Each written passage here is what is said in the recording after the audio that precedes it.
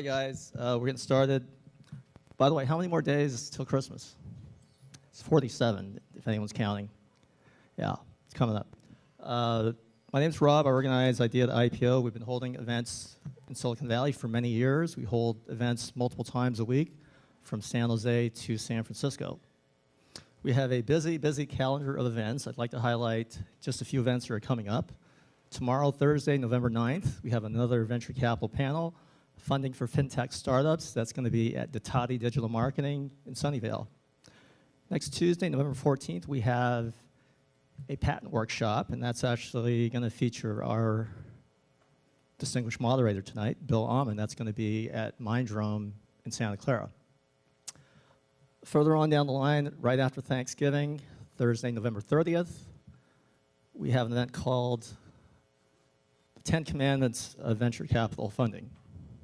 That's going to be at Google Launchpad in San Francisco featuring Steve Hoffman of Founderspace. No, that's not a movie. It's going to be a talk about venture capital. So check out the details for all those events and all of our other events on our website, ideatoipo.com. We were launched officially on February 1st, 2010. At that time, we had no members and no events on our calendar. At this stage, we have over 55,000 members among all our meetup groups in the Bay Area. We've completed over 1,815 events. By any standard, by any measure, we're the most active, most prolific startup event organization in Silicon Valley, bar none.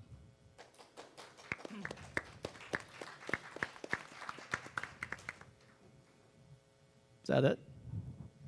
That's okay. Well, thank you so much for that enthusiasm. Our mission is to promote entrepreneurship, support entrepreneurs, build community, and provide value in the Silicon Valley startup ecosystem. To that end, we provide content that's practical, actionable, and relevant, stuff that you can actually use to succeed as entrepreneurs. We believe in building community because Silicon Valley is an aspirational ecosystem. It attracts people from all over the world who come here to do great things. I'd like to know who here is not originally from Silicon Valley? Who here was born and raised in Silicon Valley? 3 of you guys, awesome. Anyway, welcome. So whether you were born and raised in Silicon Valley or you just arrived last night, it's important for us to provide multiple channels for you to meet people, build relationships, and grow your network. So to that end, in addition to our busy calendar of content-oriented events throughout the week, we also have some fun social events. So every few Fridays, we have a TGIF mixer. Let's thank God it's Friday, at the Hyatt Regency Santa Clara. The next one is Friday, November 17th, 8 p.m. to 11 p.m. So please check that out. You're all invited. With regard to value, it's important that we provide value at each and every one of our events. Not just value for your money, which is important. So we make sure our events are affordable because we know many entrepreneurs are struggling financially. And if you cannot afford the cover charge for whatever reason, please let me know and we can work something out. And at each and every one of our events, we make sure that we have a decent buffet meal. Was this a decent buffet meal? Well, let's thank Shepard Mullen for sponsoring that decent buffet meal. I deserve some credit because I went to Costco, Subway, and Taco Bell and picked it up. So a little credit's due. Most importantly, at each and every one of our events, we want to make sure that we provide value for your time, which is your most valuable resource. Anyone here getting any younger?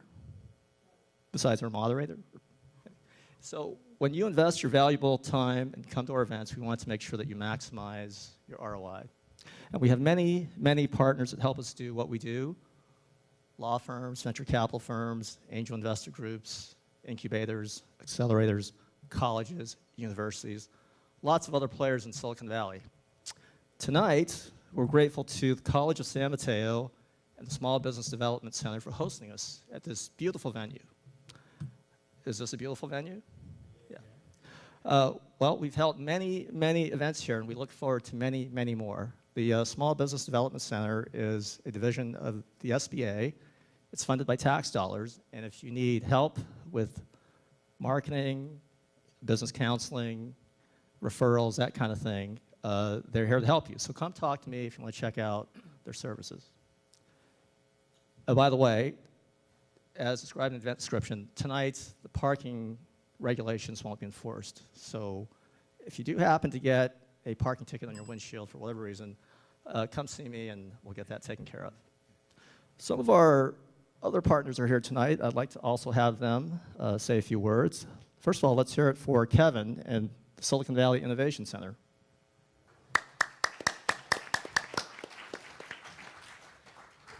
Thank you, Rob. Hi, everyone. Our Silicon Valley Innovation Center helps corporate clients to discover Silicon Valley and to learn more about Silicon Valley ecosystem and innovative culture of Silicon Valley. So if you guys have clients or partners in town that would like to learn more about Silicon Valley ways, come talk to me and I will tell you more about what we do. Thank you.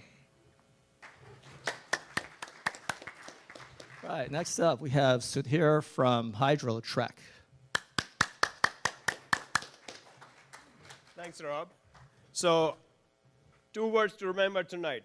HydroTrek, as in Star Trek, and Scientech, as in TEK, which is standing over there, a company that we are partnered with to do what we call the IoT platform for smart water.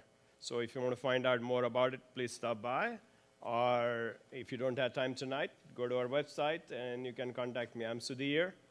Vijay, great to be here. Great to see the crowd and looking forward to the panel. Thank you. Next up, we have Victor and Take a Break Station.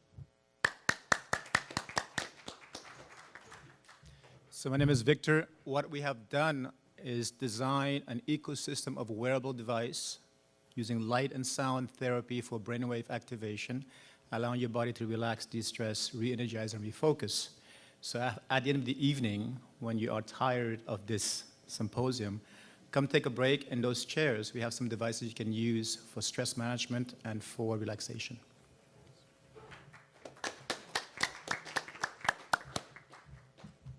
Who's got stress?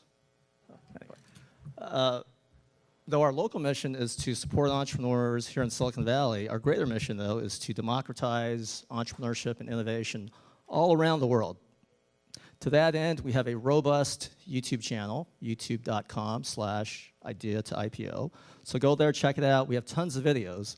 We've documented and archived many of our events, and this rich, valuable content is available on demand, anytime, anywhere, totally free of charge. Our partner in this endeavor is Tim Jeggers of Jeggers Films, one of the top professional videographers in all of Silicon Valley. So let's hear it for Tim.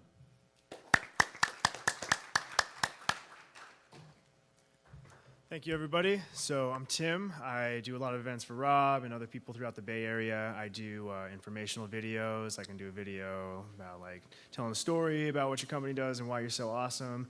So if you have any questions about that, feel free to talk to me. I'll be in the back. And otherwise, you can see this video on the YouTube channel in about a week or two. So I'll pass it back to Rob. Thank you for having us. All right, well, here's the schedule for the rest of our program. We're going to dive right into the panel discussion. It's going to run until 8 o'clock.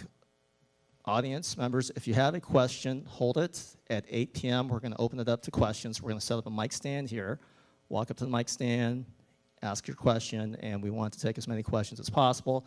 That'll take us to 8:30. At that point, we'll end the formal program, and you can stick around after that, talk to the panelists, hang out, network, socialize, and enjoy the delicious buffet. Our moderator tonight is one of the top intellectual property attorneys in Silicon Valley. He's a partner at the firm of Shepherd and Mullen. Most importantly, he's passionate about helping entrepreneurs succeed. Let's hear it for Bill Almond. So let's find out who we have in the audience today.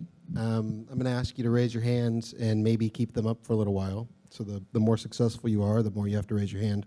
So how many of you are involved in a startup? Okay, keep your hands up if you are in an IoT startup. An IoT startup with traction. Ooh, a founder of an IoT startup with traction. There you have it. So keep your hands up, raise them high, because we also have investors here. who I'll move to next. So raise your hand if you're an investor. Everybody on this panel is an investor. Interested in IoT? Yeah, okay. And I guess next question, are you a journalist, blogger, writer, marketer, or PR person? Okay, always important. And now I'm going to move through some very quickly because nobody really cares about these people, but are you a lawyer? Yeah. Okay, put your hand down before people notice. An enterprise employee? Government employee? Academic? Okay, not too many of those. All right, so let's move on to our panel. I'm going to let our panelists introduce themselves. So, please. Hi guys, my name is Ankur, part of the investments and acquisitions team at Cisco, focused on IoT. Our team has been lucky enough to partner with 20 plus IoT companies. We've made investments in the likes of Ayla, PubNub, RelayR, Actility, and a couple of other companies in IoT. And our team also led the Jasper acquisition for Cisco last year, which launched our IoT cloud business unit. Personally, I've been involved in tech investing for the last 5-6 years, and it's been a fun ride so far. Looking forward to the panel discussion. Hi, my name is May.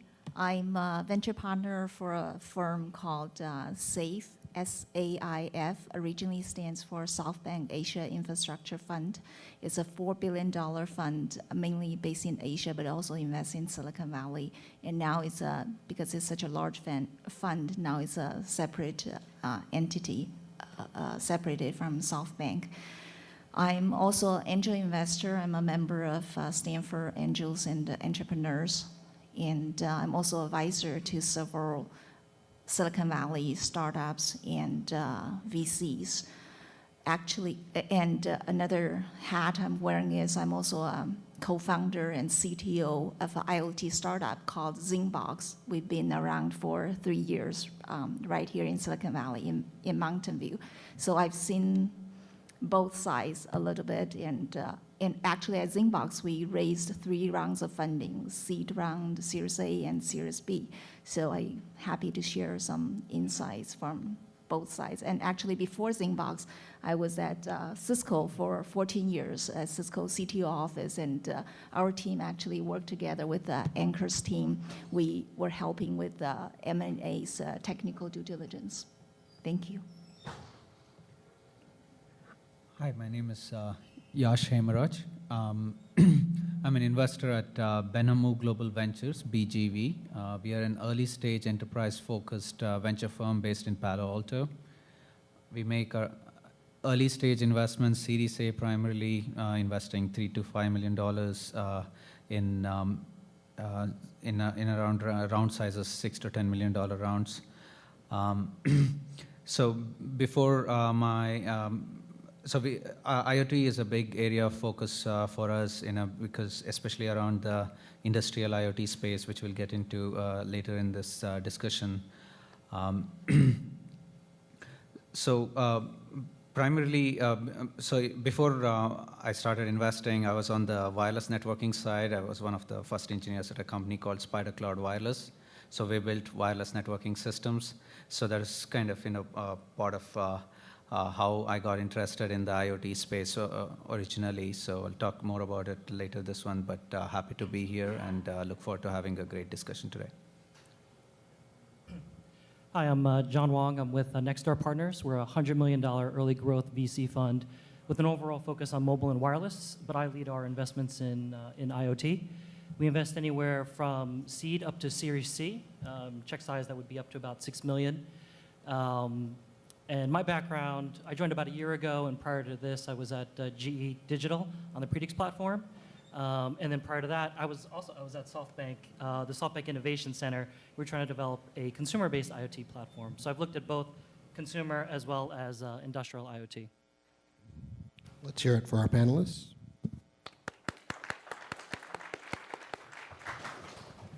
So jumping right in, a question, what is IoT? I don't know if anybody has a perfect answer to that, but to give you a little history lesson, Kevin Ashton coined the phrase.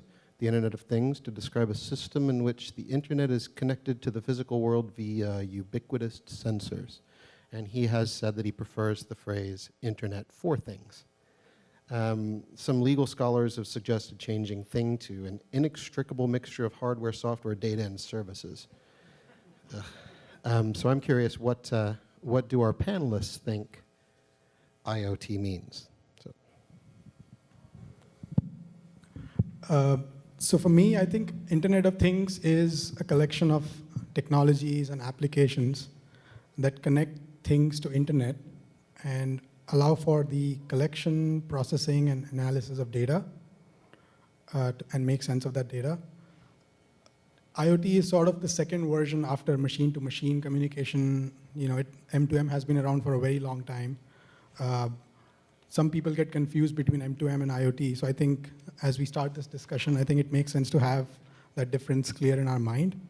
So for me, M2M is more about specific machine-to-machine communication. It's generating islands of data that don't talk to each other. And Internet of Things is about marrying those disparate assets of data and bringing them into the mainstream of internet-connected things and data. So that's sort of the difference between M2M and IoT in my head. I also like to break down IoT into 4 fundamental building blocks, starting with connectivity being the most important layer. Second being security, the likes of Zingbox handling that aspect of IoT. Third is about data handling, which is about modeling, prepping the data for further analysis. And the final building block is end user applications like predictive maintenance, fitness scores, intruder alarms, and home automation and all that. So I break down IoT into these 4 building blocks, and that's my sense of IoT.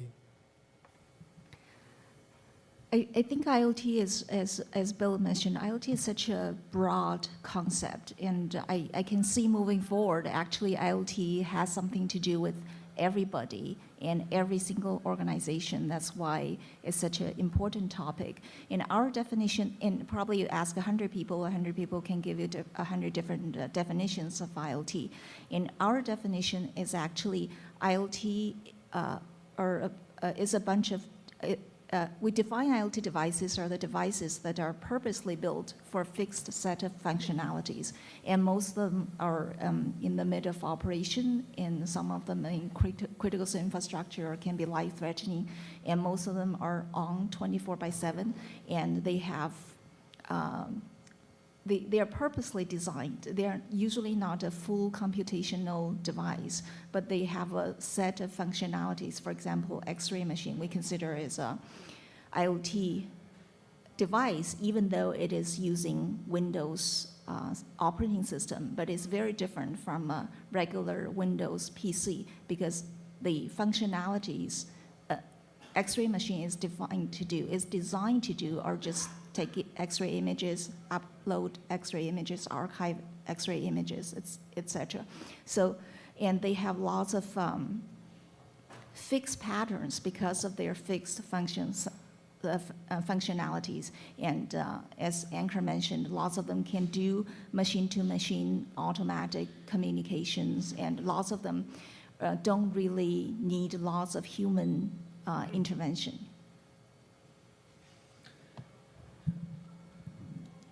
I like to think about IoT as a system. I mean, starts off with sensor fusion. So you have one or more types of sensors coming together to kind of, for a particular function.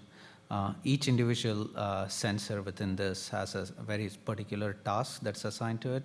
And now all of this data is aggregated together as a system.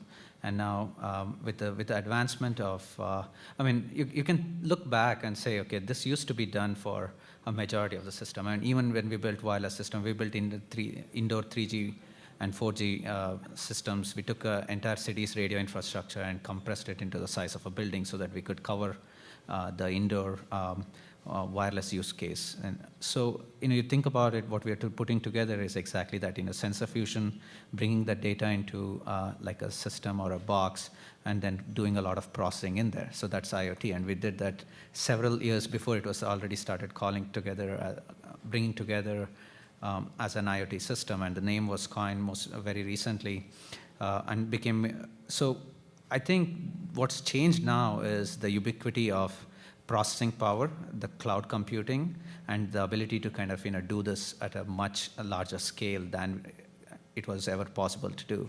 So I think when I think about IoT, I think it's about collection of sensors coming together in a data platform where you can now realize a lot of applications that serve a particular purpose. So it's, in short, it's a system. Yeah, I think these guys have covered it. I mean, to me, IoT, it's somewhat of a buzzword. I think it's really about, connecting devices, ultimately able to pull out that data and then analyze it for a specific purpose. Generally for me, I kind of break it down. I focus a lot of my time on industrial, but there's also different parts like consumer, smart city, smart building, and for me, I even would lump in connected car into that as well. Great. So I guess I don't want to start with you every single time, so I'll ask May the next question for no particular reason. What do you think are the hottest areas of IoT right now? I think there are two interesting characteristics about IoT that brings in lots of new opportunities. One is IoT. Actually, when we're talking about IoT, it's actually a marriage of IT and OT, operational information technology and operational technology. So IoT is basically how we apply lots of IT technologies to every single aspect of our life, our work, and into different verticals, how to leverage these technologies into our daily operations.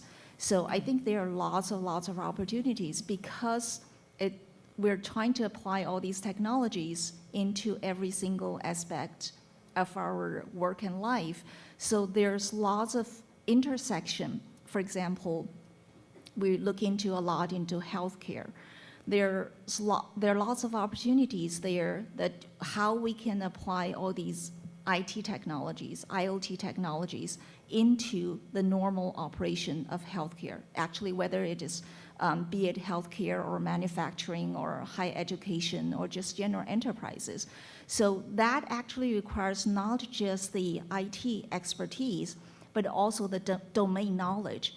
How do you provide good quality of service to your patients? How do you, your expertise in manufacturing really matters because each vertical can have its own specific requirements. So that's where I see there are lots of opportunities.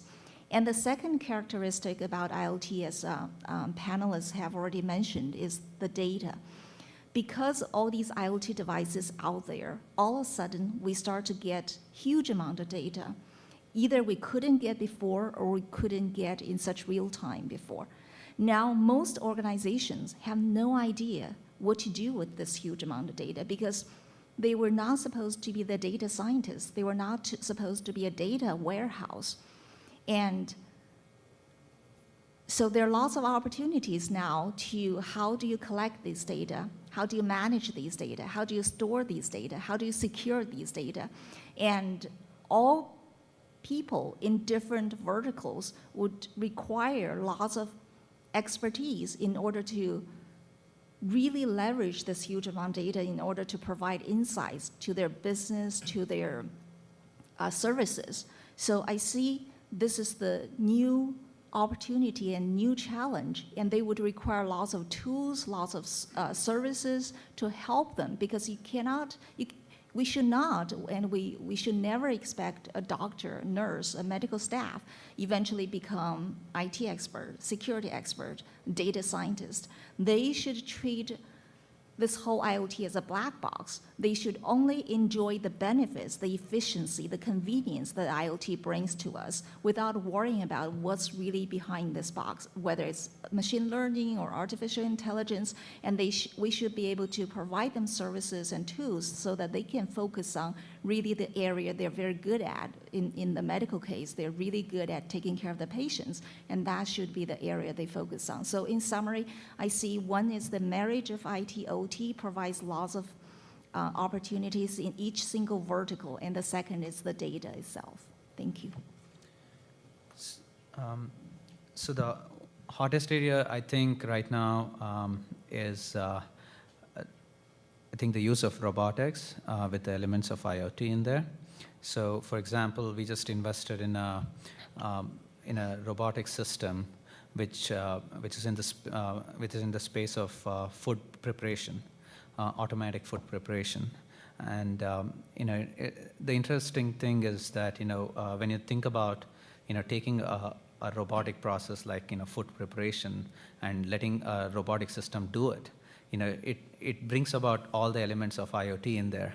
You need to have food. You need to dispense the right amount of food.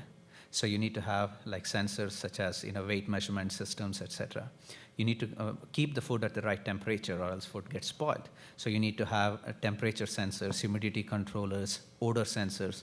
So it comes down to kind of taking care of a lot of these small elements, putting the right sensors in place, and using the right amount of robotic elements in there to automate the entire process. So that is emerging as one of the fastest growing areas in terms of IoT systems, and and similarly, in the connected cars area and autonomous driving, it's exactly the same thing.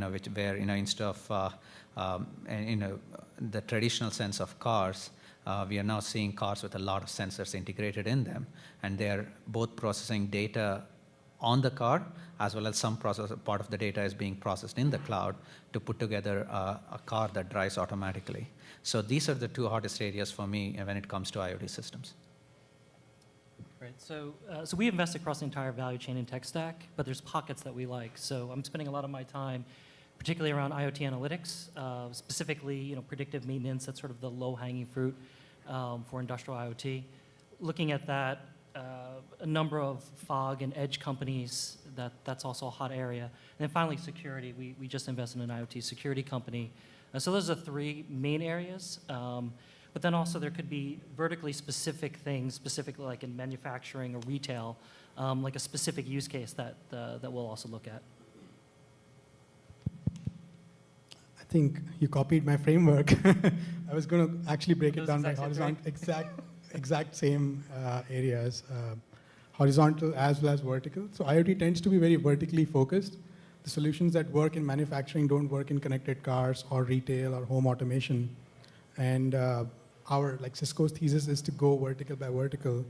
And some of the areas that the panelists mentioned are the areas that we care about and feel that those are the hottest areas. I think the only one that was not mentioned was drones. And we think that drones are emerging as the industrial sensor network in terms of saving costs, saving time, and also even saving lives in dangerous industrial environments where you can actually fly drones and not have a human operator go and do repairs, maintenance, or some regular assessment. So I would just add drones to the growing list of hot areas within IoT. First, John, I can't believe you didn't invest in Zingbox. That's security IoT. So we spoke a little bit before this panel about consumer applications. So I don't know if we need everybody to jump in and answer this because you may be able to speak for the entire panel. But consumer applications, I'm just going to define them because there's not clear boundaries. But consumer applications include connected car, entertainment, home automation, wearable technology, quantified self, connected health, and appliances that use Wi-Fi for remote monitoring. Many gadgets in this area have had early adopters, but they fail to demonstrate relevance to most people. So I was wondering, do you invest in consumer applications, and do you think that it's an interesting area?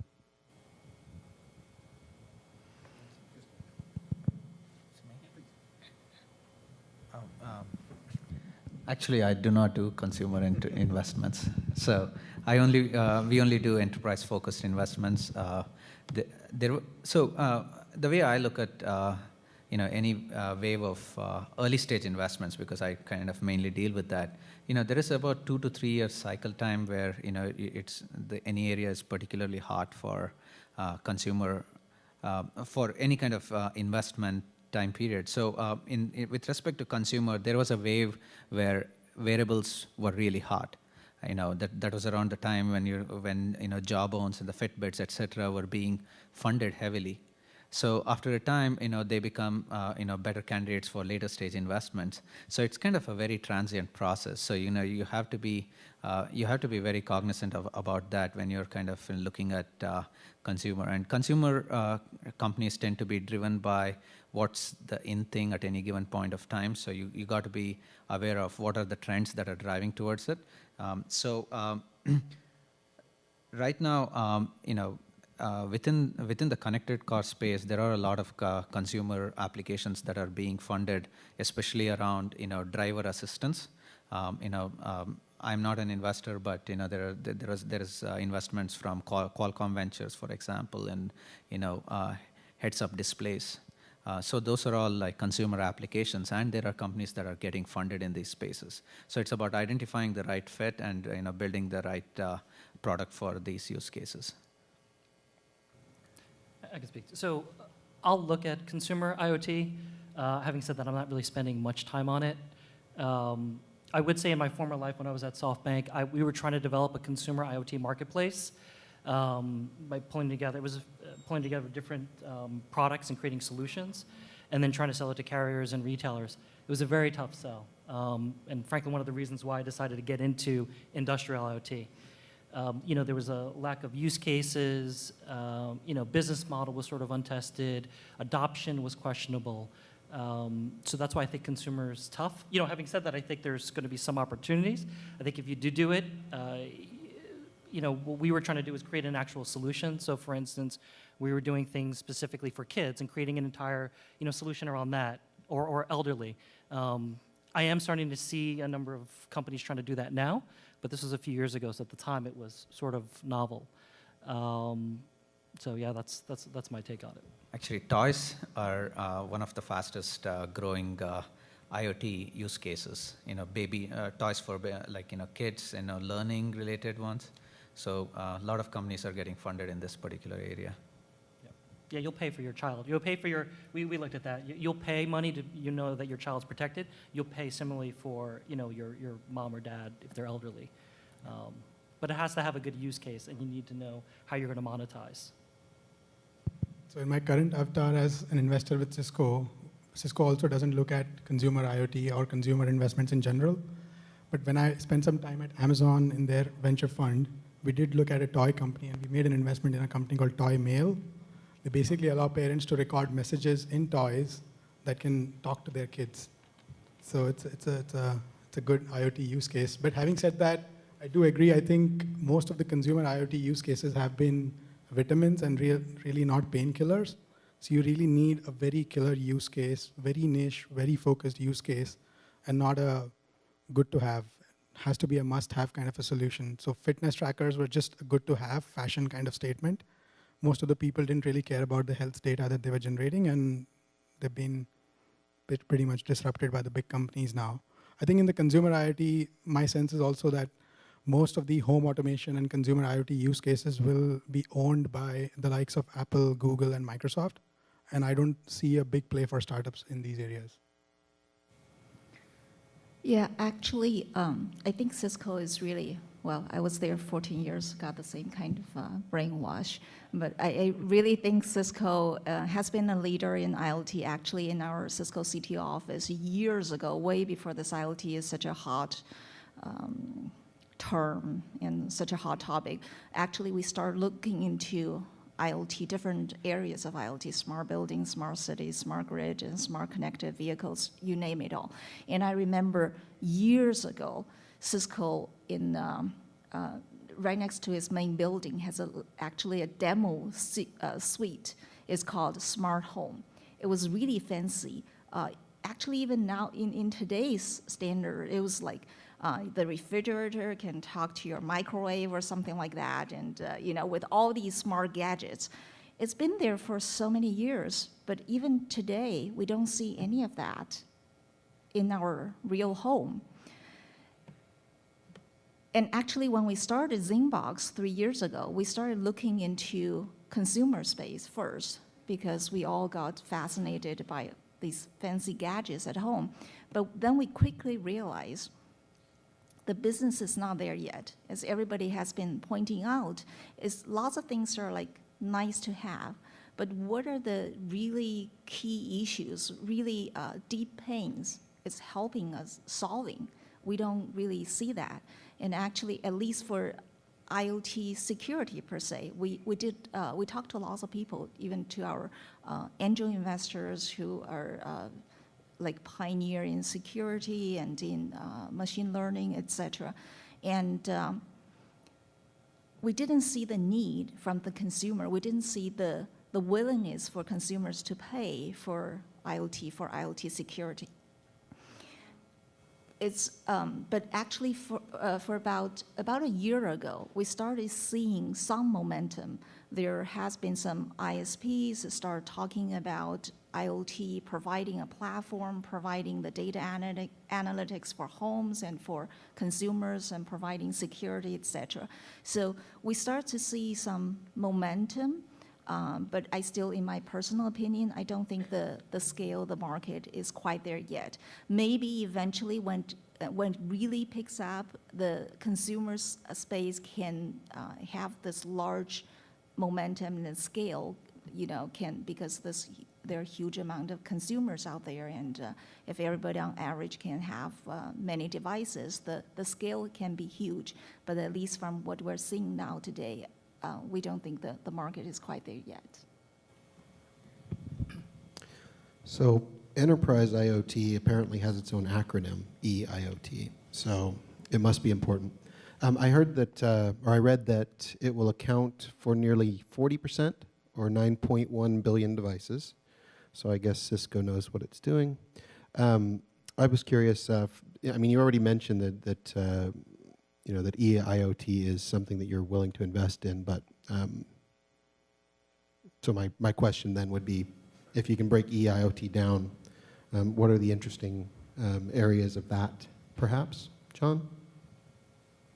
Yeah, I kind of answer. So yeah, to me, EIoT, I kind of lump it all under industrial IoT. And I'm focused, like I mentioned, on two main areas, edge and analytics, or to the extent you can do analytics at the edge, I'm also interested in that. So those are the big areas. I think there's, a couple of companies have just raised recently at pretty decent valuations, particularly on both the edge side, fog side, and on the analytics side. So same thing. I think on the industrial side, we are also very excited about a bunch of use cases.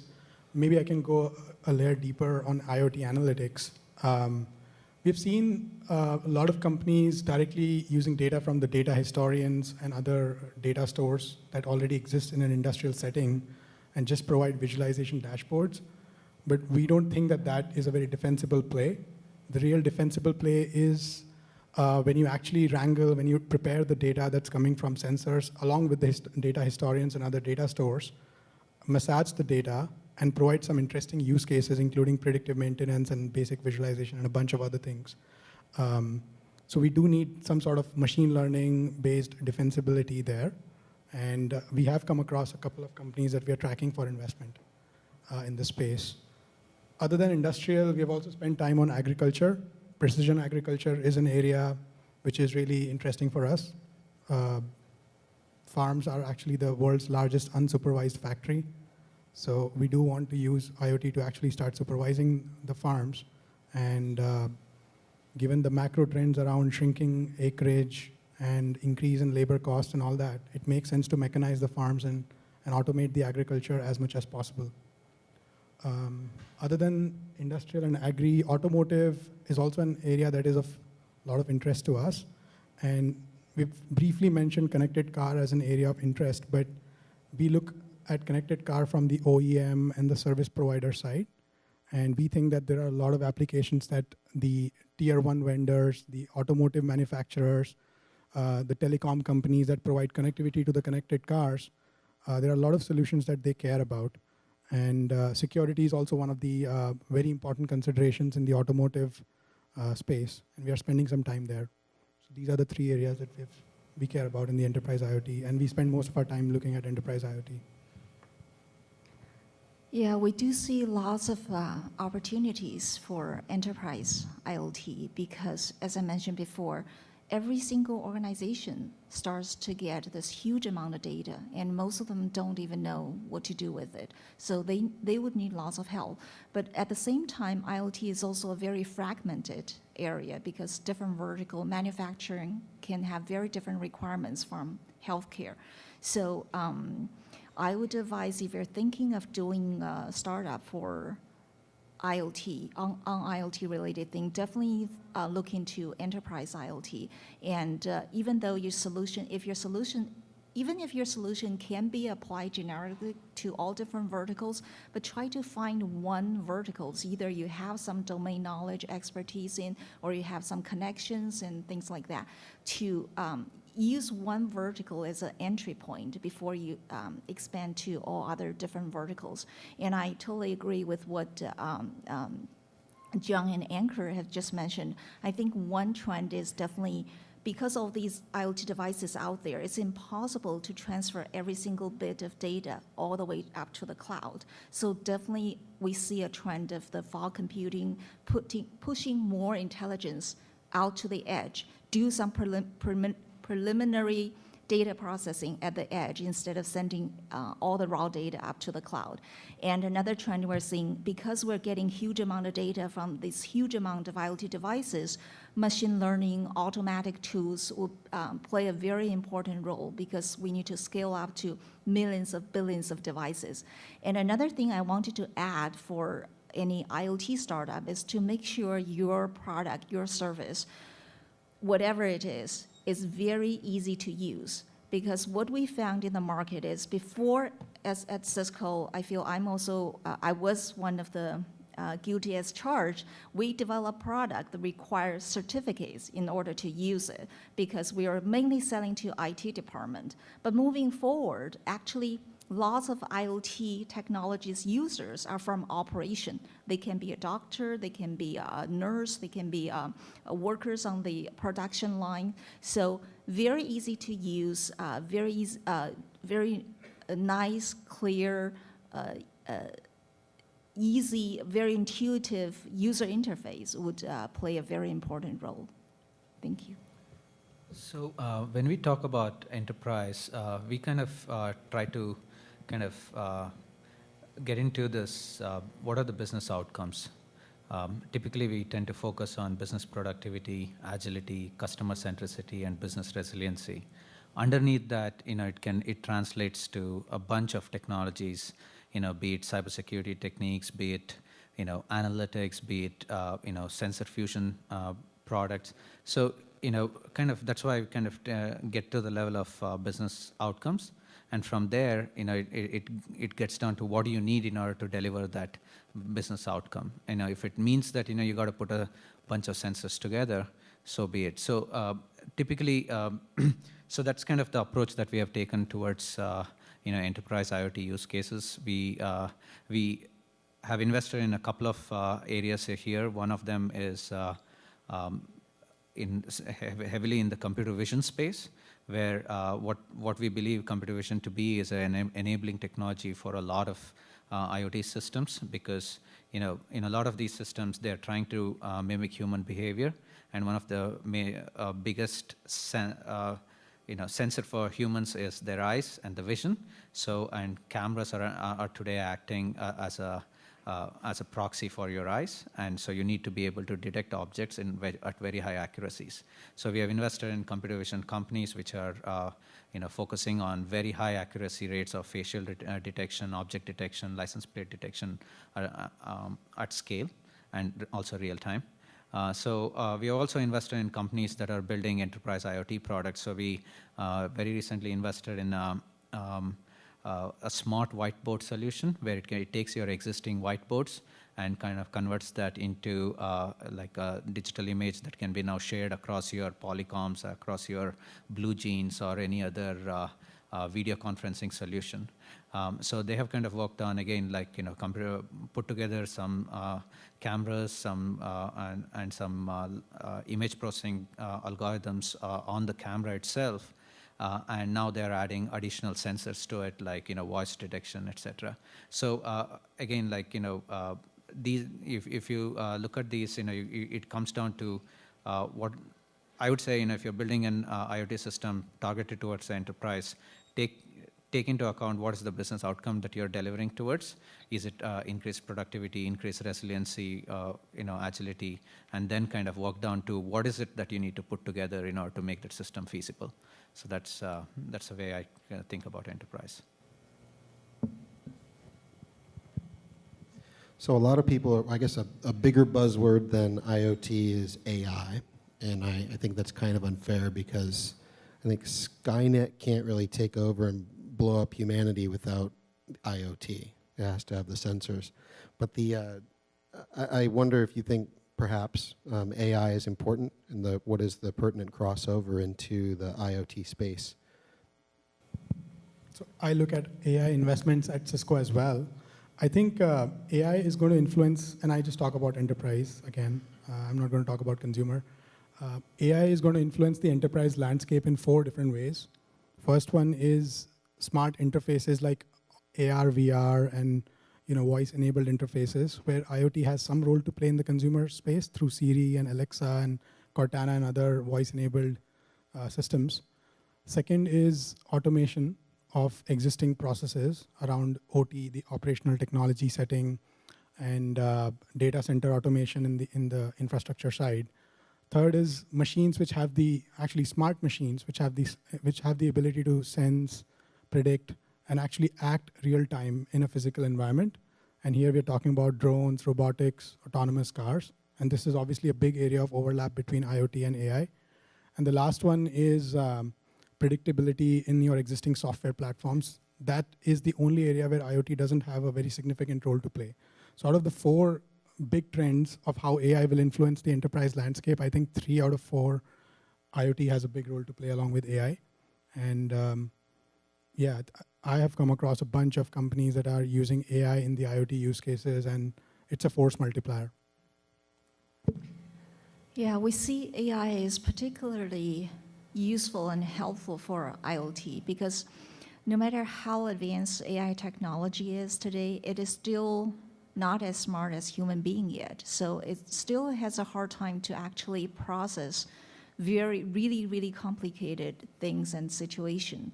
But for IoT, actually, as I mentioned, they have relatively fixed patterns and fixed behaviors. So it's AI or machine learning is very useful here because of it's fairly easy for AI to pick up the fixed patterns with very high accuracy.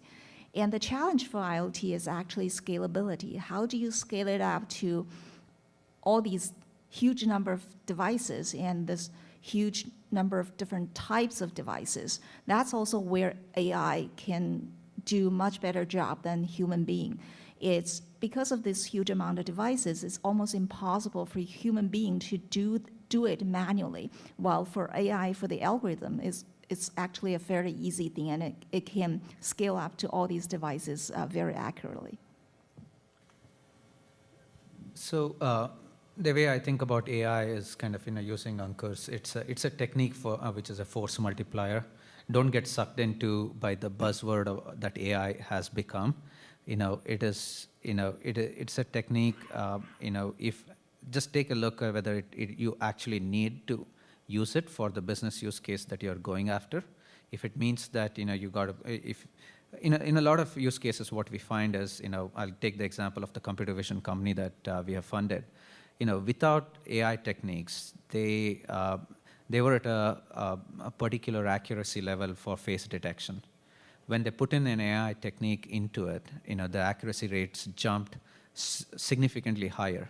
There were a lot of use cases where even let's say 80% accuracy was good enough. But there were some use cases where they needed the 95+ level accuracy rates, and use of AI made this accuracy rate made them realize these accuracy rates, and also help them realize this faster. Being able to detect faces faster. So it's about AI at the end of the day is a technique. Whether you need to decide whether you need it for the application that you're building. And as Ankur rightly put it, it's a force multiplier, so use it judiciously. Yeah, I agree with a lot of those comments. So I think it, it lends itself perfectly to IoT, particularly where if you're looking about the sheer volume and velocity of data, it's also fairly structured, at least in industrial where it's temperature and pressure, right? That's structured data, although there can be some unstructured data. Generally I look at a lot of our investments will have it, but I again would caution, yeah, it's a tool. We wouldn't look at an investment purely on just the AI or ML alone. It's a very tough thing to differentiate on. So it needs to be more than that. It has to have some, either proprietary data or some domain expertise for it to be interesting. Stephen Hawking makes AI sound a lot more terrifying than what you just did. So let's move on to something else that's could be considered terrifying. Privacy. So the Internet of Things is a fundamental aspect of it is tagging everything. Originally it was using RFID to tag things, but now it's using facial recognition to tag people. And everything's getting sucked into the Internet of Things in some way. So are you concerned about privacy, cybersecurity, that type of thing as IoT expands its reach? Let's start with you, May. Well, I see privacy as the balance between the benefits and risks. If actually we have already given out lots of our privacy nowadays. We use Google Map, we use Gmail, and all these companies have been collecting lots of data about us. I think what really matters is how much benefits, how much gain do we have by giving out this privacy, and also what do they use this data? Is this huge amount of data safe at their hands? Last night I was booking a trip, and I was trying to book the trip online, and then got stuck at the last step at the payment, so I had to call the airline. And as soon as I dialed in, I heard a automatic voice saying, "Oh, I've seen you've been trying to book a multi-destination trip." It was, even though I knew technically they could definitely monitor that, but it's still kind of spooky. But I was thinking, okay, if they already saw all the flights I was trying to book, all the destination I was trying to book, if they could just process that, I was fine. And as far as they don't sell that information to somebody else, but turns out after this automatic answering machine, then they transfer me to an operator who's saying, "Where are you trying to go? What are the days?" So we had to start all over again. So actually for that, I had already given out my privacy actually, so they should have all that data, but instead they're not really doing anything. I said, even your machine knows where I'm going. How come you don't know? So I think it's all a matter of how much benefits we're getting and how much we're giving out and how risky this huge amount of data they're getting. Actually, for Zingbox, 3 years ago, when we started talking to our potential customers, because we're targeting healthcare, and now quite some large US hospitals are our customers. When we talked with them 3 years ago, we're talking about, oh, we have this public cloud, we're using AWS, and we need to collect your data, we need to process your data. Everybody was saying, no way. Our hospital data is so important and private, there's no way we're letting anybody else touch it. But actually today, almost all our customers are okay with our approach, and we're using public data.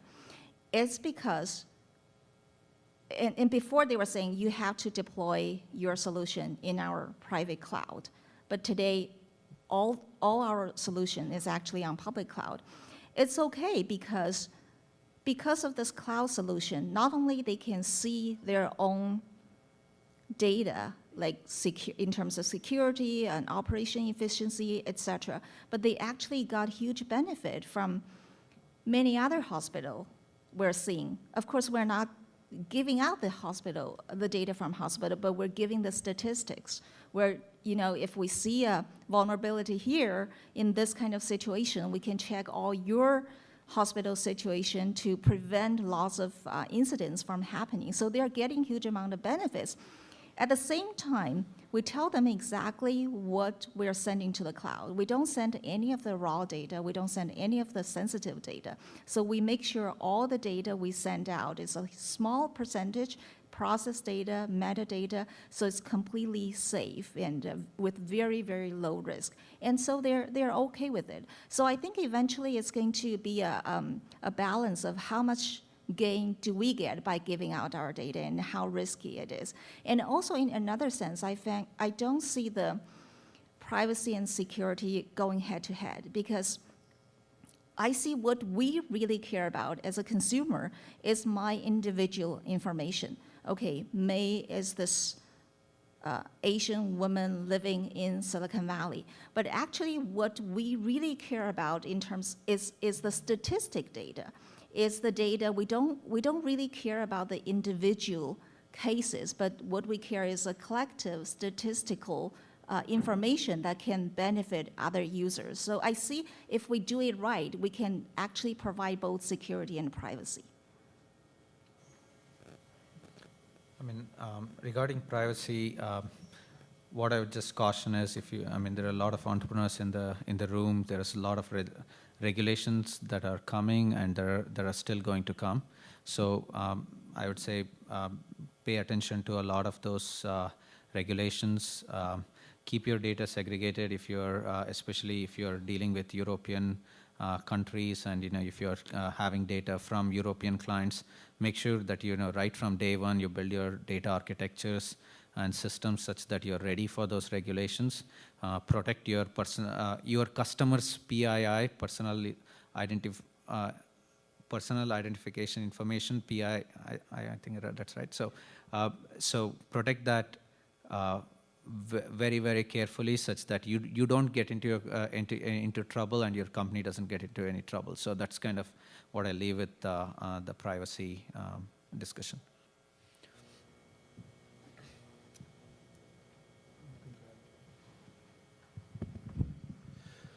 Okay, so that wasn't very scary either. So one more chance. All right. Where do you see IoT going in the next few years, and maybe push it out a decade, or at least as long as you need to push it out to where it starts to get really scary?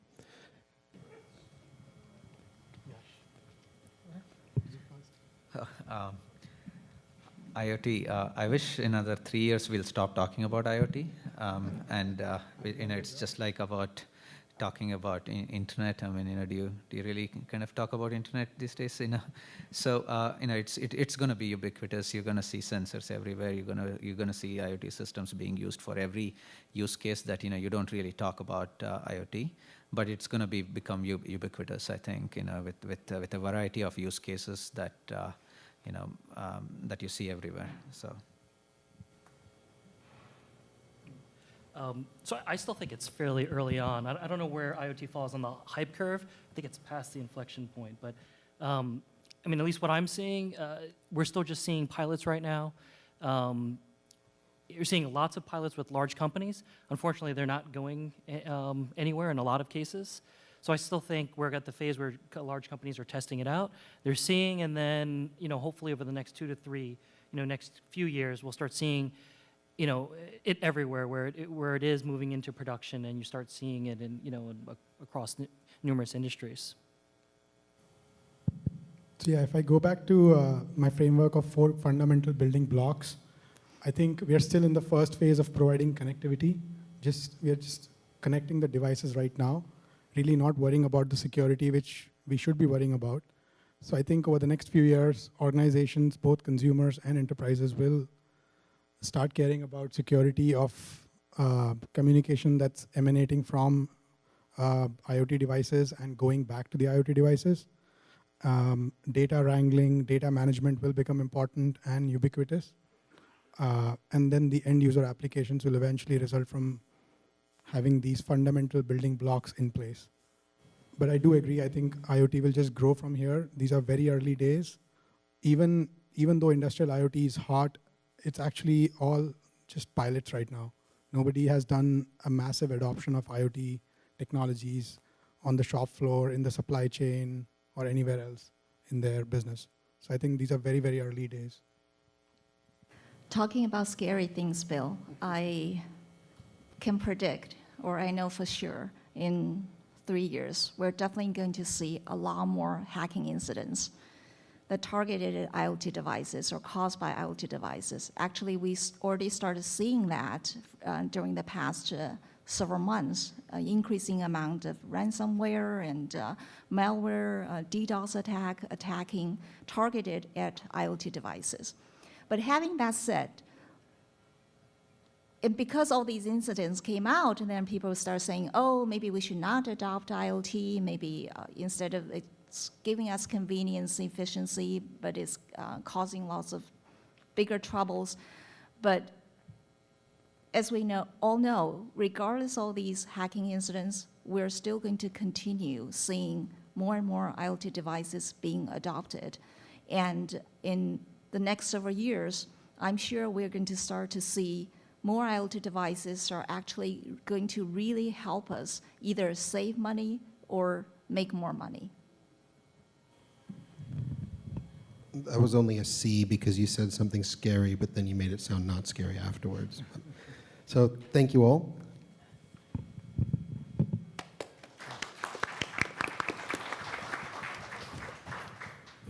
Now it's time for audience Q&A. If you have a question, line up here. We set up the mic stand. So no pitches. This is not a pitch event. So who's got a question? Come on up. Step right up. You can just get it. Go for it. Thank you. My question is about the billions. Everybody throw big numbers, billions here, tens of billions, even hundreds of billions. Can you give us a sense of where these billions come? Because in my view, for example, if tomorrow, or let's say next year, all the cars are connected, all the car manufacturers today are connected, and every manufacturer is able to deliver that, maybe we will have 100 million cars, okay? Which is a big number, but still very far from the tens of billions. So how do you get to these billions? Can you please explain it? And which application, which market, which devices, where geographically, where do they come from? I can start. So I think in industrial setting, each and every sensor is counted as a tag, a data generating device. So that number runs into thousands in one single shop floor, and multiply that with the number of industrial plants in the world, that data itself will run into millions, right? Then you talk about dumpsters, street lights, a bunch of devices that generate data at very low bandwidth rate and need specific low power communication networks called LoRa, like LPWAN, a low power wide area network. Those devices run into millions. Talk about wearables, those devices run into millions. Yeah, but adding all these millions, you're still far away from tens of billions. That's my point. Where do they come from? Yeah, so I'm just listing few. Right. If you multiply that with thousands of such use cases within each vertical, we get to those billions of devices. So, sorry, go ahead. So just in this 10 by 10 area that we are sitting, I just counted 18 of those lights on top of you, as more and more connected devices. I mean, those are all going to be connected. So that's the multiplier effect that you get. And that's where the ubiquity comment that I made, it's going to be, every single device or every single, right from, table lamps to kind of like parking meters to kind of even the places where you just park your car to detect whether, there is a car there or not. So it could, it's like every single place there could be a sensor there, and that could be part of an IoT network. So that's the multiplier effect that you get. And across the world, sorry. I'll borrow. Yeah. Right, but the point on a business side, the building is a good example, but this is one building automation business opportunity, not 400,000 device opportunity. No, but the business Right. model is to charge per device, not charge per building. So in an industrial floor, in a building, you charge per tag. So each lamp has a tag for whatever you're trying to measure up for the lamp. And that number runs into billions. Yeah, I'll just borrow a piece of data from Cisco, and we all know, like, most of humans have already been pretty well connected. We have cell phones, we have laptops, and we have all these devices. But in terms of things, objects, years ago I thought the data was 99.8% of objects, things were not connected. And now several years later, the latest data I saw was 99.6% of things still not connected. Just imagine that. Yeah, and my former employee, GE, did a number study. I think it's the power of 1%, where 1% fuel savings on an airplane, right, is easily hundreds of millions of dollars alone. And so they've done. I mean, I think their number is actually in the trillions. So combine that across the entire system, right? You have the hardware, the software, the platforms, the apps, the outcomes. I think you can easily get up to that number across each industry alone, right? Manufacturing, hundreds of billions of dollars. Each of these, just taking a percentage of that.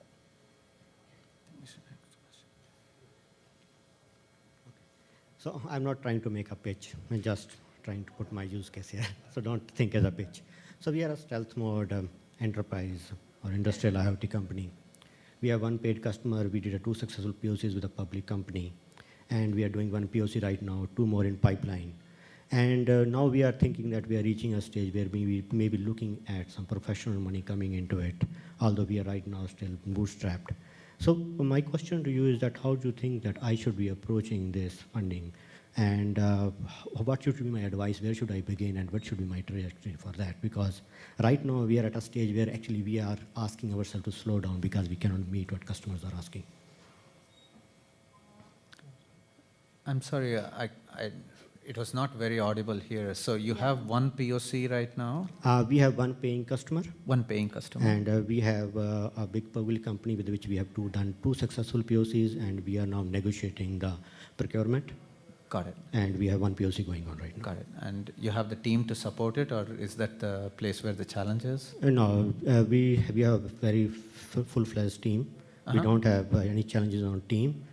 We are only looking at the growth, and we are looking at what kind of trajectory we are going and the demands which are coming, because right now we are putting some of the POCs on hold because it's a big team. I have a good team, but still at the growth trajectory, I didn't expect that it will go this fast. So now I'm projecting myself to see that, okay, where I'm going ahead and what kind of funding, if I need to get, which direction should I be going? Got it. So I would say, you need to make a distinction between POCs and customers, right? So there is 1 customer that you're bringing on board. So try to see what's the profitability of that particular customer. I'm assuming if that's a profitable customer, then you can invest to kind of continue servicing those. Second thing, how to raise and how much to raise, right? It's about how much of this growth is sustainable. I mean, if you right now, these POCs, are they lining up, as a set of overlapping projects, but you don't see a path towards kind of converting all of them at the same time, then the question is how much of hiring do you do in order to kind of sustain this? Because once you hire somebody, you need to kind of continue paying them, and then it becomes a big OpEx for you to kind of sustain. So it's all about kind of looking at profitability at one angle, and then looking at sustainability of this kind of growth trajectory that you're on. I mean, I would say I would kind of put those 2 things together and kind of try to see where the OpEx gap is, and how you can balance that with venture funding or any other kind of funding that you need to do. Yeah, because recently we have following 2 customers, and we have shifted our track that okay, now we are going demos for free, but POCs are going to be paid. So we are taking that, and customers are okay with that approach too. So that's why I'm trying to figure myself out that what my role ahead is going to be and how I'm going to approach it. So with POCs, one thing I'm assuming is it's going to be low margin. And that's one thing that you need to kind of be very cognizant about. I think it also depends on the stage of funding. I think if you're looking to raise seed funding, then the investors will care more about the product and the team, and not so much about one or two POCs. But if you are in a Series A stage, in IoT, I think companies which are just doing POCs also raise Series A, but it has to show signs of repeatability, right? So just a standoff, one POC will not get you Series A funding, but you have a bunch of POCs and the customers want to continue working with you. That is a strong sign of product market fit. So you need to be able to prove that as you start raising money. Yeah, because I have one paying customer, and we actually started small, and now we're expanding over there too. And that's why I think that we achieved to some extent, because even before we did the development, we validated more than 20 different customers, and we didn't went back to them so far. And so it's a good pipeline which we have. It is just that we want to keep that momentum going and not suffer because of lack of funding or something. Yeah, we've seen companies in across the spectrum. Some companies, they bootstrap as much as possible and didn't get any funding until they absolutely have to, and we actually saw companies went pretty far without any funding, and we also saw companies like, for example, Zingbox. We got funding like a month after we started the company. I think there are pros and cons. The good part about getting funding is you get not just the funding, but some expertise, the connections, the advice, the guidelines, and the endorsement, acknowledgement, verification of your idea, your market, your product. But of course, at the same time, you have to spend lots of time to do the fundraising, and also, of course, you give out equity. And another good part about getting funding is it certainly helps you to attract more talent and can speed up your whole product development, go-to-market strategy, and et cetera. And the good part about bootstrapping is like you have the full control. You can control the pace. You can, especially, I think, at this stage, without any funding, you already got paid customer, you already got POC. That's already like very good achievement. And I'm sure without funding, you can still go down that path, but maybe the pace will be a lot slower compared to acquire capital. Yeah. And I would say just maybe recommend, having a plan, figure out if you're a seed, Series A, B, what are your milestones? And then, for each round, what do you hope to achieve in each? Because, you don't want to get yourself into trouble where, you're not meeting the milestones, you have to do an emergency raise, that won't suit you well. So just sort of plan out where you want to be in the future. So that is on my side, that, okay, this is my homework to plan on that. But how do you think I should start this initiation? I'm sorry. Yeah. How should I have this discussion started with the VC world, like the community over here? What should be my initiation on that? I would actually recommend from our Zingbox experience, actually, we think start talking to, especially for your first round, we think if there's a way you can talk to some angels, that'll be very, very helpful, actually. There are lots, especially in the Bay Area, the lots of angel investors, and lots of people will be willing to believe in your dream and bet in your dream. And we found those angel investors are very helpful, and also the fundraising time and process is a lot shorter. Yeah. And they're good advisors.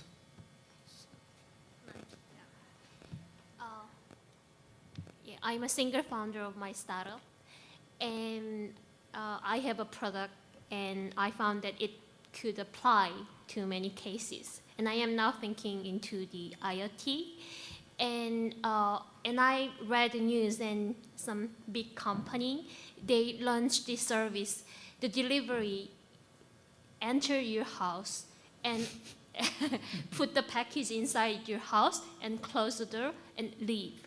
So the users, the customers, they have to buy the smart lock and also the camera, which process or the delivery into your house. So my question is, are you gonna use that service if you use, if either you use Amazon or Google, and if you're not gonna choose to use it, then what do you think needs to be added more, like for like sort of the attractions in that service? Any one of you, are you thinking to use it? If not, then why? And what else do you need? That's my question. Yeah. Actually, we do almost all our shopping online right now, but even as definitely an online shopper, I don't think, at least today, but I'm also in security field. As a security person, I don't think I'm going to use it anytime soon. I see. And because I feel it's okay for them to leave the package outside the door. Why do they have to get into my house? And again, goes back to the balance of the benefits and the risk. I see. And I wouldn't use it. It's an invasion of privacy for somebody to kind of get into my house. Leaving outside is okay. I would let the likes of UPS, Amazon, and whoever is taking the liability for it, bear the risk. And even if it's lost, it's lost. But I would kind of let it go.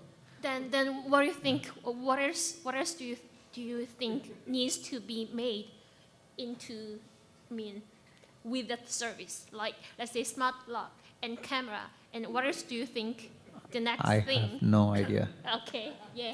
Thanks.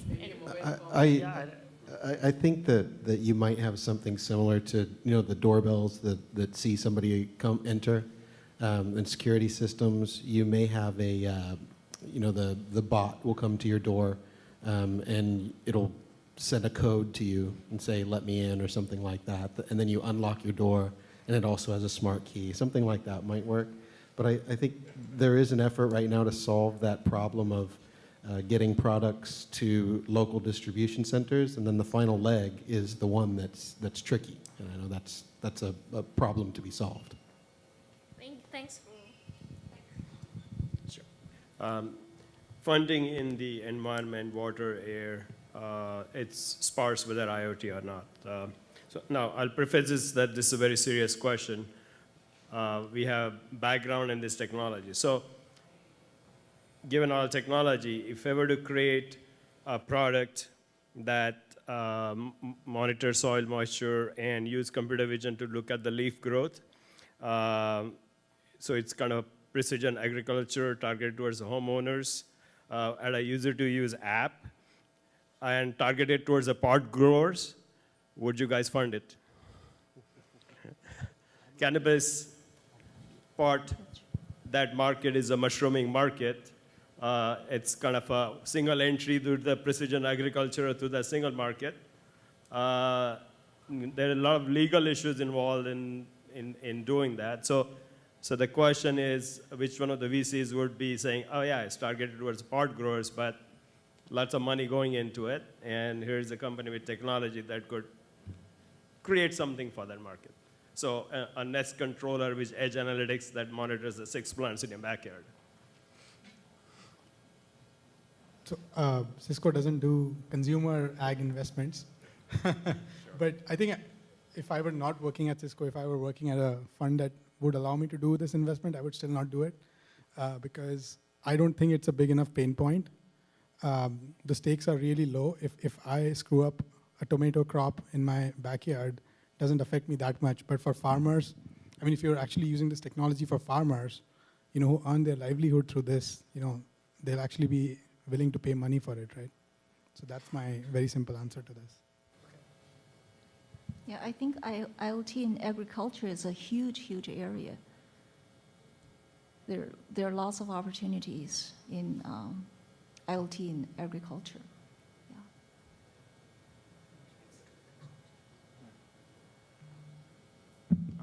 Thank you for the discussion. I'm actually a founder and CEO of a hardware startup.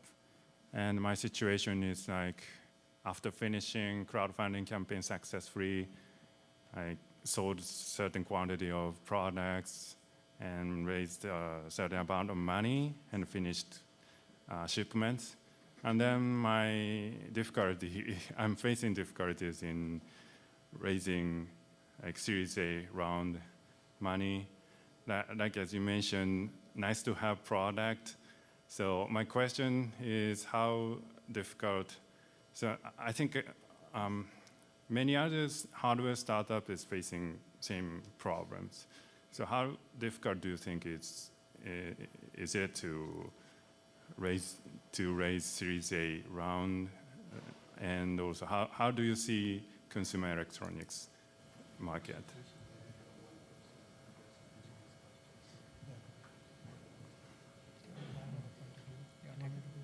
Yeah, I mean, I think also interesting. Like, so going in maybe this year, we were looking at IoT and saying it has to have at least 50% software, 50-50. So we were looking more so for software. Recently this year, we have opened it up to more hardware. So we're more open to it. But having said that, I think there's some other firms that would be more interested that kind of specialize, like that in hardware specifically. You might want to reach out to them. I think you could also look at. You might want to talk to your bank around factoring. Potentially if you have issues with working capital and building your product, you might want to look at that. Maybe they'll take, sometimes they'll take a PO and you can use that to gain some financing.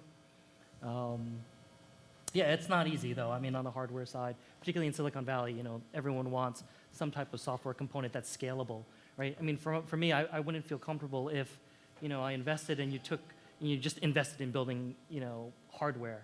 I want to see something that's a little bit more scalable. Thank you. So, I mean, we've invested in hardware companies. Again, it has to tie to the business use case. If it's a nice-to-have product, then it doesn't matter. But if you have a strong use case of why there should be a hardware element in there, you need to be able to articulate that, and then make sure that you have a pricing level where you're not just selling the hardware but also selling a software subscription on top of it. So you can do a lot of things with the business model that you're going after. And then comes how do you bridge the gap? There could be working capital financing. There could be so many manufacturers take up. They do provide some financing options for you as well. So there are a lot of options. So start with the business case. Thank you very much. So we're probably going to have just one person answer your questions so that we can get through the 5 remaining questions. Sure. So my question here is about the number one challenge. So we see that we talk about there are billions and billions of devices that are going to be connected. We are talking about all these platforms that are actually being now tracking, tending towards IoT use cases. So, but with all these products out there, I don't really see a lot of them making tons of money. So what is the number one challenge really for each of these companies to grow? In my very feeble opinion or a very minor view, I see that a product with IoT IoT product is actually very niche. It's targeting mostly a specific vertical, which probably limits the growth opportunities what it has. So would you attribute that as one of the challenges that these companies may not be able to make a ton of money? Maybe I'm a little bit biased towards one of the rumors I heard that GE predicts, for example, has probably frozen all their future investments into the $2 billion investment that they already made. So I don't know if there is a rumor or not, but I'm seeing that as a point that even for a big company like GE, if they are not able to turn into a profitable business for the IoT, what can be the number one challenge for a startup? Yeah, there's a lot. I won't touch the GE stuff. Sure. But because there's other issues there. But I would say, yeah, there's a lot of issues on industrial. I think I can't really name one. If I would have to name one, I think one thing that we focus on a lot is business model. Time and time again, a lot of these companies, they don't have scalable business models. So, they charge per plant, for instance. It's like 20,000 per plant. That's tough to scale. I've seen some that are doing some more interesting things, like they're charging, per use case, per region, and hundreds of thousands of dollars for that. Like that's very scalable. Some charging by machine or by sensor or node, potentially scalable, although I find companies often have no idea how many machines they have, and they don't necessarily want to go through the process of counting. So I think business model is a big issue, and how to charge. It's still sort of, the business models are untested and they're kind of evolving. Some are trying outcome-based. That's a really tough sell for both sides. Yeah, so I would choose business model, but I think there are other things like, the long sales cycles. There's an overall mindset issue where, the company has to be ready. So I've actually looked at companies that have checklists, right? If you don't have a chief digital officer, if you don't have a budget, if you don't have, the data that's already sort of in one place, we're not even going to try to pitch to you. Okay. Thank you for the time. I have a question regarding, we are right now building semiconductor, which we think is very suitable for IoT, very low power, deep learning engine, and it can enable very fast time to market. So what do you think these type of enabling technologies, do they have future or is all applications? So I think the whole space of connectivity modules, silicon-based technologies, they are kind of must for the growth of IoT, but only in the short term. All the market assessments that I've seen in terms of analysts, people in the industry that I've talked to, I think the general sense is most of the value will be attributed to the software and analytics piece, and the core underlying hardware, the value abstraction to that will go down over time. So there is a market for the next 5-6 years, but after that, there is a lot of commoditization that will happen in this space, and there is a natural ceiling that you will hit very soon in terms of your scale, the value that you can extract from the IoT ecosystem. I see. Would you guys be interested in something like that or not? So Silicon Valley mindset, we tend to stay away from hardware investments. We do make silicon investments, but that... It is Silicon Valley, yes. Silicon Valley investments. Mindset. But, we do make silicon investments, but more around core networking, security, and that kind of stuff, not in Internet of Things. All right. Thank you. Hi, how are you? I'm a founder of a smart home product, very early stage in the sense that I have a product and stuff. I'm doing user testing, but I'm trying to evaluate when I should be going for seed funding. My challenge is that I'm very concerned about time to market in these spaces. As you guys mentioned, we already kind of passed potentially the inflection point and stuff like that.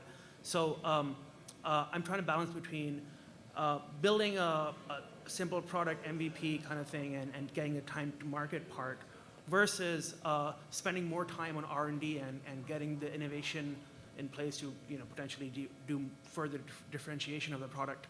My concern is if I go down that route, I lose time to market. So how do I balance that and how do I determine when might be the right time to get the funding to either speed it up, or should I wait for my product to be much more of a differentiating factor before going for funding?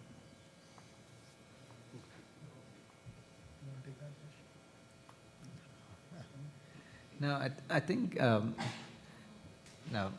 if I understand correctly, you have an MVP ready, and you're now debating whether you take it to market as it is, but it's of inferior quality, or spend more R&D dollars to make the product better and then go to market, but you may lose some time to market. So am I right in understanding the problem?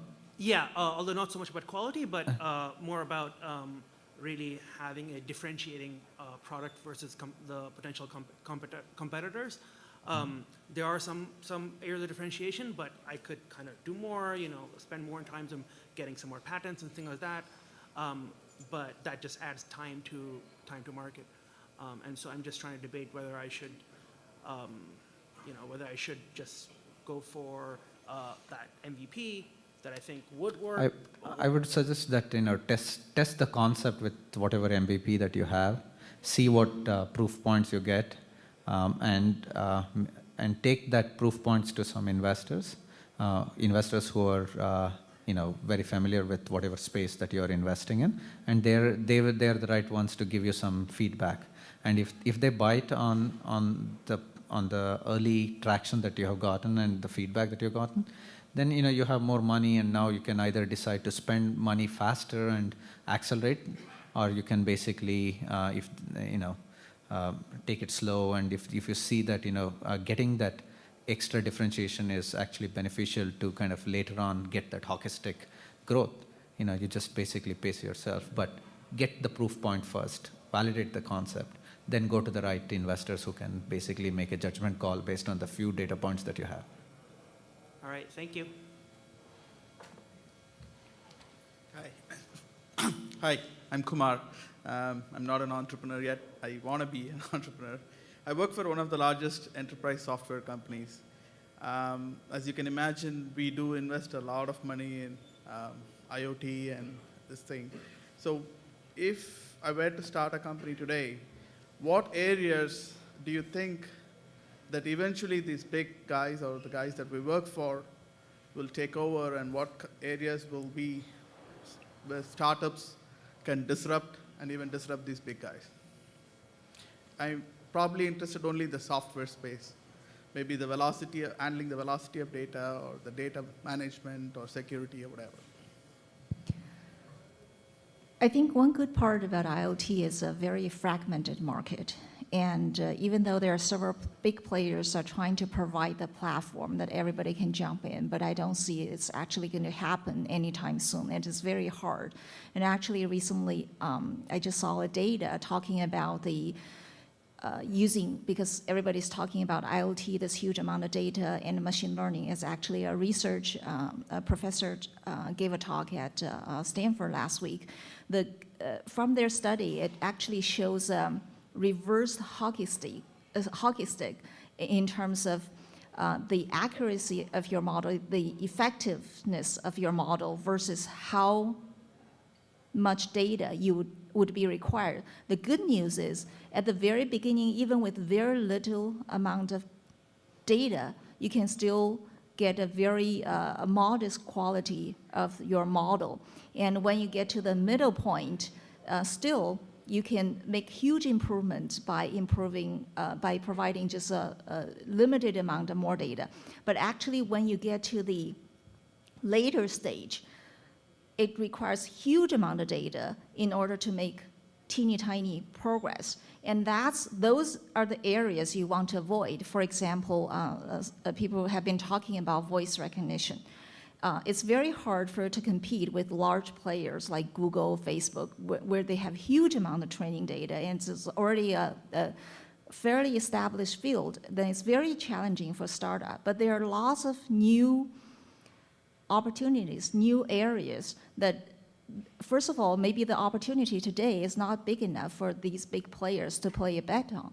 And you can get in first, and you can be the leader in that one specific area. And also for IoT, it's very hard for any one big player to play in all these different verticals. That's where startups have lots of advantages. Yes. Thanks a lot. Yeah, I would say I would add to that just, so generally speaking, we don't invest in generic IoT platforms. There's a lot of them out there. But I do think that, particularly like, the GEs and the Siemens and the large players of the world, they're building the platforms, and they're actually pretty actively acquiring capabilities to fill the gaps, right? I know like my former employer GE is very active, filling gaps where they don't have those capabilities. And they work with a lot of startups. So I think there are a lot of opportunities there. Thank you. Hey, hello. My name is Long Mei. As you can tell, I'm not really long. I'm a young entrepreneur. As everyone already mentioned, you guys usually don't invest in hardware.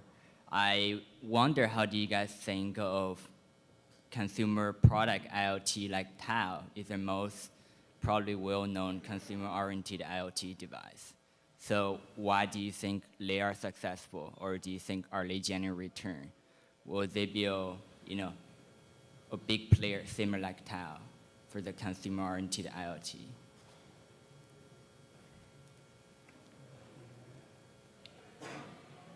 You're talking about the tile? Yeah, Tao Bluetooth tracking device. I mean, personally, I think they were early to market, somewhat solving an issue. There was at least an issue with losing your keys, so I could see the use case. But yeah, those are frankly, one of the few that have been successful. Actually, I don't even know how successful they've been. They are making 100 million revenue last year. Okay. They invest by GGV and follow up with a lot more well-known VC.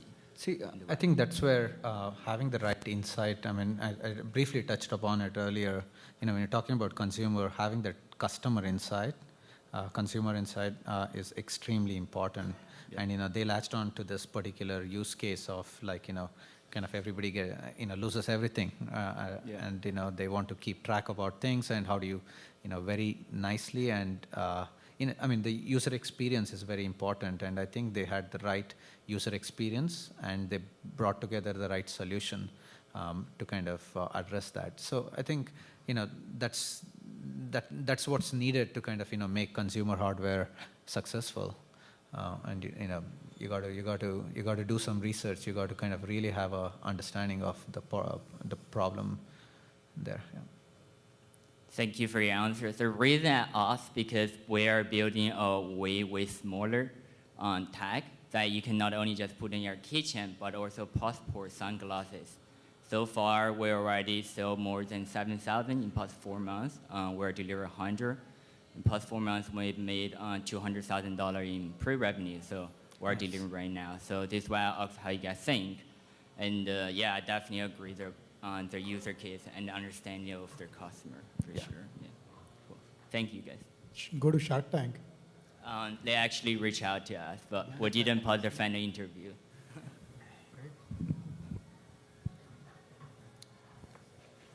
All right, well, let's give it up for our panel.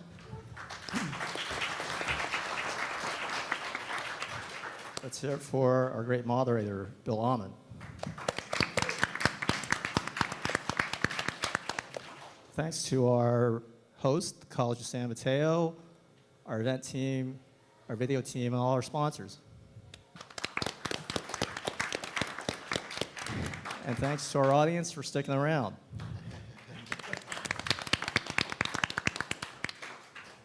Of course, let's hear it from me.